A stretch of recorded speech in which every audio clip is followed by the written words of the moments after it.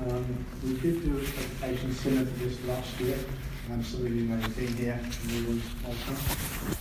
Presentation last year had a little bit of feedback to say that we could put a few more images up, obviously a little bit more technical in some of the presentations. So we tried to include a few more images and some more technical explanations of some of the profiles and things that timber flooring is now using.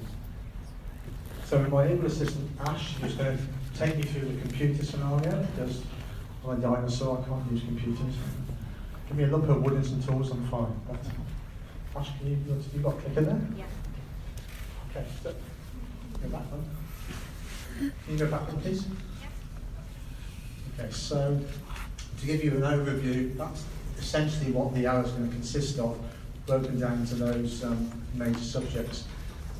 It's a very broad subject, timber flooring. Even the word timber is pretty broad because there's so many species and lots of other options now. So we're very much looking to try and narrow it down and try and condense it to an hour. But it's only an hour here.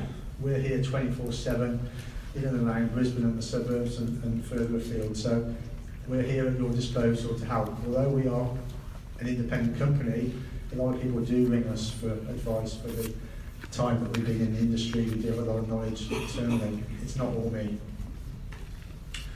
Okay, so I'm going to just give a bit on our company profile, change the developments. I say all the topics are the same as last year to a degree because they haven't really changed. It's the content that's hopefully changed a little bit. Okay, thanks Ash. Okay, so from our point of view, we started some years back, as it says there. So we're pushing 30 years as we turn into the 2020s. We actually started just short of 1990, but officially established 1992. We feel we've probably got the most respect within the industry on the basis of our knowledge. None of us get paid on commission. It's essentially a knowledge-based, a knowledge-based scenario. So if you don't place the order, it really doesn't matter to us from the client's point of view. And that's why lots of architects, builders allow us to go and speak with their clients directly, because we're not there to try and sell them the product, we're trying there to educate and advise on the product. And that's very much what we built the business from. As we go through, you'll see the change of the industry with the solid to the engineered being more widely used, and I'll explain some of the scenarios there. We still have the head office at the showroom, which is in Maroochydore. Always there, the team that are there tend to look after the clients. I'm pretty much on the road all the time. But that's still always been our base. We choose to live up there. Sunshine Coast isn't a bad place to live from you Brisbane people or wherever you're from. So we've always been there. We chose not to move. All the stock is held here in Brisbane though. So it's important that we have obviously that knowledge that the timber is very important that we condition it. So we maintain it here. Most of it is grown and sourced from northern New South Wales. There's more Casino down to Kempsey. But the timber itself is stored here in Northgate in Brisbane. Our unique mobile showroom, that was launched just over 18 months ago, and we've had a huge success with that. Feedback from yourselves as the architects and the clients to be able to give the client the real perception and feel they've been looked after. They haven't just been shown a bit of wood. You know, that really doesn't show you anything in timber, as you all know. It's a very small sample of what the product really looks like, and it's much better. These samples are pull-out ones here. These pull out to 1500 by 900. These are 900 by 600, and then we've got the 600 by 400 small. So there's 72 samples in there of all the different species, grades, finishes, and obviously a combination of the solid and the engineered floors. So it's a really good facility and is used from Byron Bay to Harvey Bay, so you can go wherever we need to go to. Having a showroom anywhere is always in the wrong place, so being able to take it to the client is really helpful. You know, within an hour they've already made a decision. So the warehouse I mentioned here in Brisbane, we hold 25,000 square metres at any one time with our 6 able supervisors and warehouse guys. They manage the sort of warehouse and distribution from Northgate to wherever we need to go to. Some of it's coming in direct from the mills on a weekly basis, so it's being held there and then distributed from that source.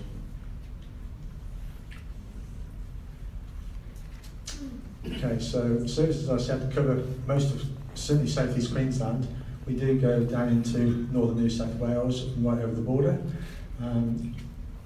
We're very passionate as a company, have been since we started. A family business that's grown beyond expectation, from being a family man wife right to employing 15 teams of installers now around the country. So it's grown considerably, and that's been helped by the supervisors and the teams of installers we use. We install somewhere around about 700 floors a year now, both domestically and commercially.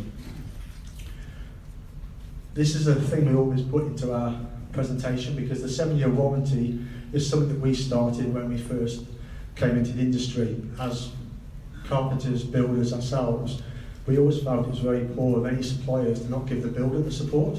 They have to give a 7-year warranty. We do know you as architects give a lifetime warranty. So we stand by you guys as well. However, the builder, initially the underwritten of that is to make sure they're supported, not left out in the cold for 2 or 3 years when a floor might have an issue. So that's been something we've always done from day one, and now doing the amount of floors we do, it's essential that they're done correctly. Thanks, Ash. So we're getting to the meaty stuff now that's important. Do any of those profiles look unusual or anything you've not seen before? Are they all pretty familiar and you all know what all those are? I'll take you through them quickly. Okay, the top nail profile is the traditional original flooring that used to lay over joists. So a joist and bearer platform house that we built in the 1930s upwards, up until we invented this wonderful stuff called concrete and particle board, yellow tongue and all the rest of the modern materials. That was the traditional way that the floorings were installed. And of course that gave us the ability to put it as part of the build programme, build it into the house, and it acclimatised as it was being built. However, we now have these other materials now. So if you click onto the image, please, Ash. So these tongue groove images, it's quite important now to understand what these profiles mean. With the traditional top nail profile, there was an even pressure, because the two shoulders were always in line. Then we invented the secret nail profile because people didn't want to nail through the top, because no longer did it need to go over joists. It actually goes over a particle board or apply over concrete. So therefore they didn't want to see the nails and have them punched and putted and all the associated problems with that. And the secret nail profile was created, which is this one, the traditional 80 by 19 profile. The bottom shoulder, as you can see, is stepped back. And the reason for the step back is so the top shoulder is always nice and tight and closed, and people are pleased their floor is perfectly looking. It won't stay that way, but initially it's all nice and tight and stays together. So that's the principle for the secret nail profile. With that intention of the product staying still, we know it moves, we know it's hygroscopic, so the floor is going to continually expand and contract. So as it's doing that, that movement happens. Essentially the nail that goes in through the secret nail to hold it only secures it while the glue is curing. The glue that wasn't used years ago is because it wasn't needed, because we nailed into a piece of timber that had fibres that gripped the nail. If you nail that same nail now through into a piece of yellow tongue, plywood, chipboard, whatever you want to call it, you might as well put it into a piece of wheat bix, because that nail's not going to hold anything. Because there's no grain structure to hold that nail in position. So the traditional top nail profile worked because of the materials we used in that era. Our modern materials don't give us that luxury. There's a big important point here with this profile. This one is the ultra profile, and the ultra profile you can see has got 3 times the top shoulder.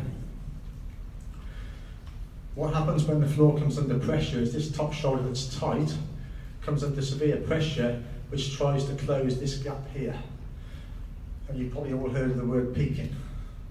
Okay, so when the floors peak, it's because that is so much pressure on here, it's trying to close this bottom shoulder to give it support, because that third of the timber can't take the pressure, so it lifts up.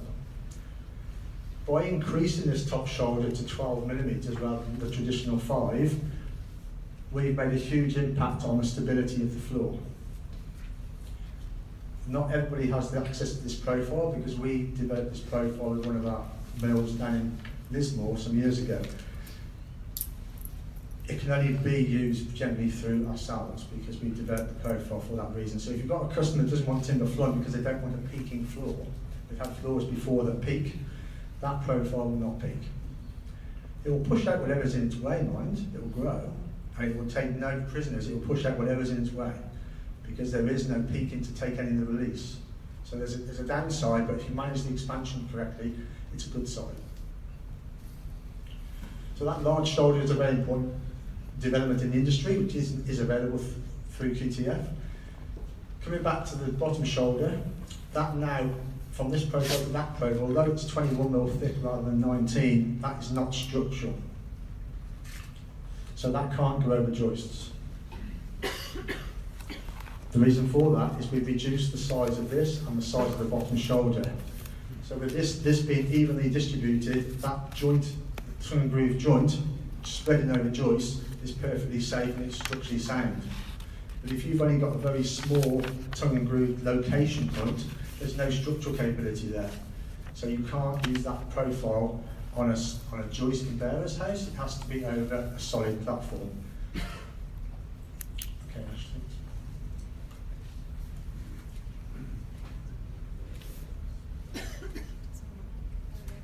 Oh, go back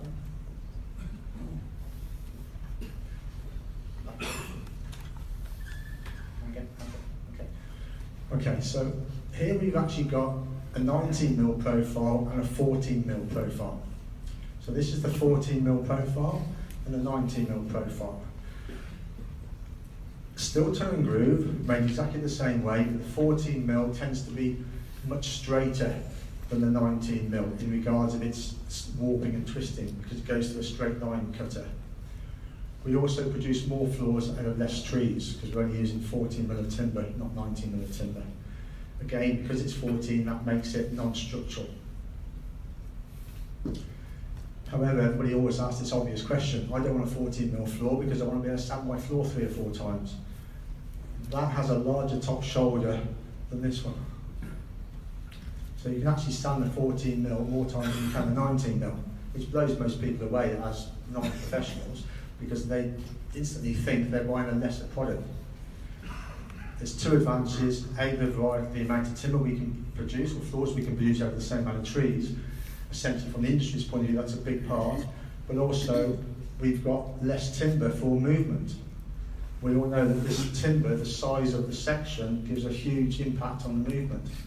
So it's important the fact that the smaller one is understood that it takes less pressure and less movement, so we've got less expansion in the floor. So there's a few advantages for the 14mm profile.